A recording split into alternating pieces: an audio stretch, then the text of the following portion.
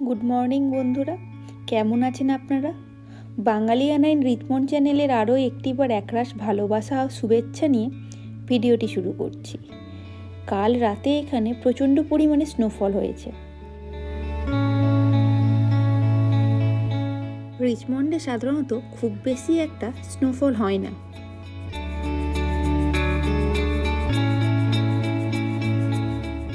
আগের বছরও এই দেশেই ছিলাম, কিন্তু এতটা স্নোফল হয়নি। একদিন হালকা একটু স্নো পড়েছিল, কিন্তু এইবার জমিয়ে পড়েছে। এক অদ্ভুত অভিজ্ঞতা, জানেন, এটা আমার ফার্স্ট টাইম। যেমন ঠান্ডা তেমন সুন্দর লাগছে চারিদিকটা, যেন হঠাৎ করে কেউ এসে চারিদিকটা সাদা কাপড়ে ঢাকা দিয়ে দিয়েছে। থেকে উঠেই জানালাটা খুলতে এই অদ্ভুত এক মোহময় সৌন্দর্য দেখে আর লোভ সামলাতে পারলাম না, তাই একটু ক্যামেরাবন্দি করেই নিলাম।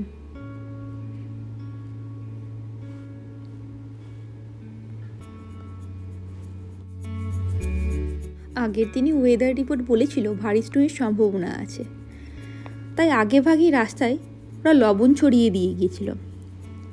আর আজ সকালবেলা উঠেই দেখছি রাস্তা পরিষ্কারের জন্য গাড়িও চলে এসেছে। মানে রাত্রিবেলা ভীষণ রকমেরই স্নো পড়েছে, সেটা তো আর বোঝা সম্ভব না, কারণ আমি ঘুমিয়েও গেছি। রাতে কি হয়েছে অতটা দেখাও সম্ভব না এই ঠান্ডার মধ্যে, বিশেষ করে। ওই যে চলে গেল গাড়িটি, দেখছেন? তাই যে বরফগুলো পড়েছিল সেগুলো সরিয়ে নিয়ে গেছে। রাস্তা তো পরিষ্কার রাখতেই হবে, না হলে কেউই যে বাড়ির থেকে বেরোতে পারবে না। দেখুন, ইনিও ঘুম থেকে উঠে গেছেন, সকাল সকাল স্নো দেখতে ব্যস্ত।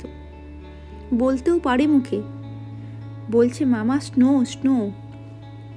ও তো সব কথা বলা শিখেছে, ওর এই আদো আদো কথাগুলো শুনতে বেশ ভালোই লাগে।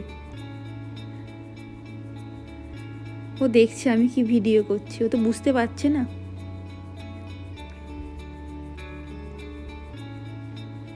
ও ভাবছে আমি বোধহয় ওর ফটো তুলছি, তার জন্য চুপ করে দাঁড়িয়ে দাঁড়িয়ে দেখছে।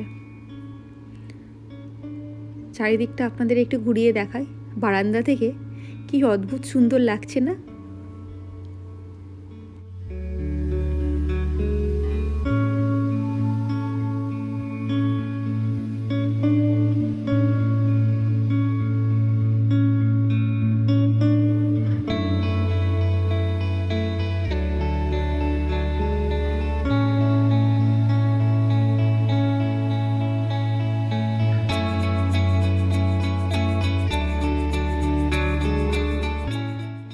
ও দাঁড়িয়ে দাঁড়িয়ে স্নো দেখুক, আমি একটু ব্রেকফাস্ট বানিয়ে নিই।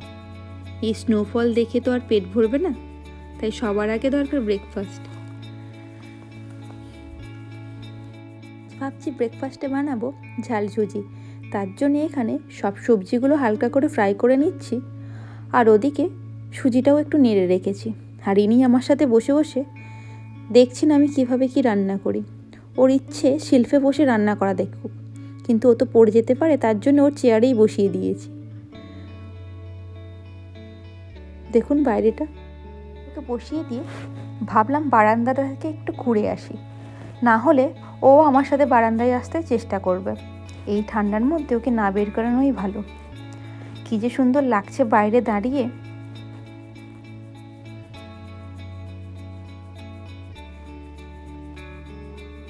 প্রকৃতির এই আওয়াজটাই আরও যেন বেশি করে সুন্দর করে তুলেছে চারিদিকটি। আমার বারান্দাতেও কিন্তু স্নো পড়েছে, এই দেখুন। যাই হোক, ব্রেকফাস্ট রেডি। একটু বরফ দেখতে দেখতে আমরাও ব্রেকফাস্টটা করে নিই। দেখুন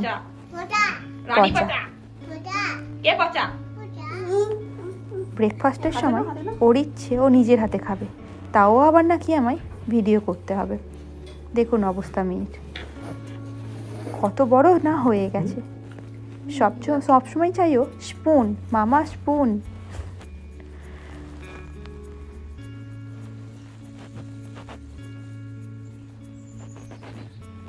আজ আর রোদের আশা নেই।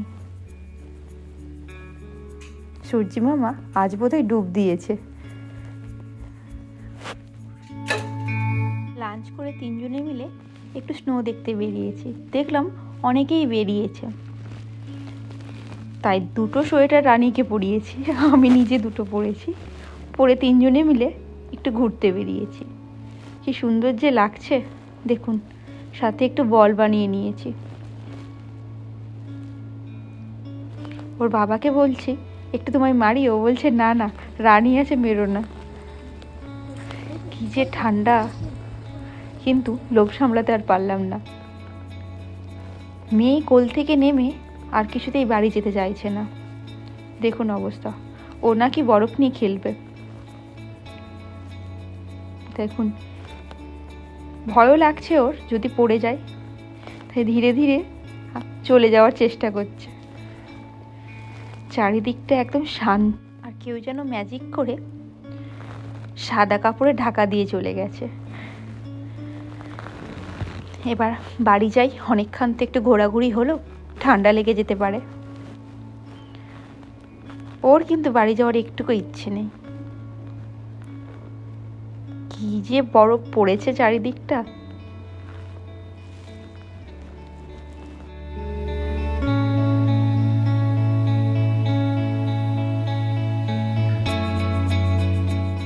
সত্যি বলতে কি, আমারও রুমে যাওয়ার কোনো ইচ্ছে নেই, কিন্তু মেয়েটা আমি না গেলে ও যাবে না, তাই বাধ্য হয়ে বাড়ি যেতে হবে। দেখুন কিছুতেই আসবে না। যাই হোক, চারিদিকটা কিন্তু খুব সুন্দর লাগছে ওপর থেকে।